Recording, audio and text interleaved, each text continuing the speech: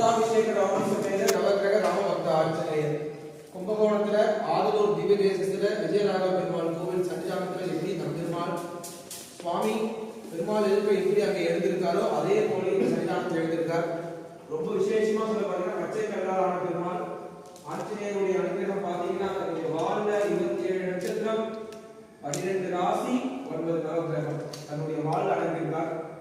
சுவாமி நம்ம வேண்டிட்டோம்னா அஸ்வினி முதல் ரேவதி வரை வரக்கூடிய நட்சத்திர தோஷங்கள், ராகு கேது சொல்லக்கூடிய சனி தோஷங்கள், ரொம்பவும் வீரியமா இருக்கக்கூடிய ராசி தோஷங்கள் எல்லாமே நிவர்த்தி ஆகும்.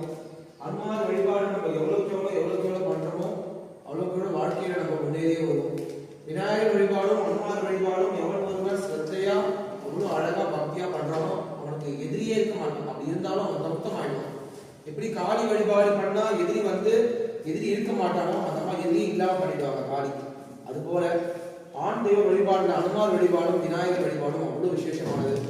ஏன்னு கேட்டீங்கன்னா நவ கிரகங்களால தாக்கப்படாத கடவுள் ஒரே ஒரு கடவுள் பார்த்தீங்கன்னா ஆச்சரியப்பட்டதான் தன்னுடைய வாள் முன்னில வச்சிருக்காரு.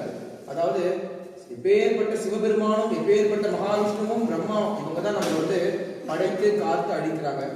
இந்த 3 பேராலுமே செய்ய முடியாத ஒரு வேலையை நம்ம பகவான் நமக்கு செய்யறாரு. என்னன்னா தன்னுடைய வாள் முடி, அதாவது வாள் முடி ஒரு முனியில வச்சிருக்காரு நவ கிரகங்களையே.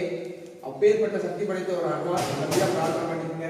வாழ்க்கையில நோயற்ற வாழ்வே குறைவற்ற செல்வமா இருக்கணும். 16 விதமான செல்வங்களையும் பெறணும்.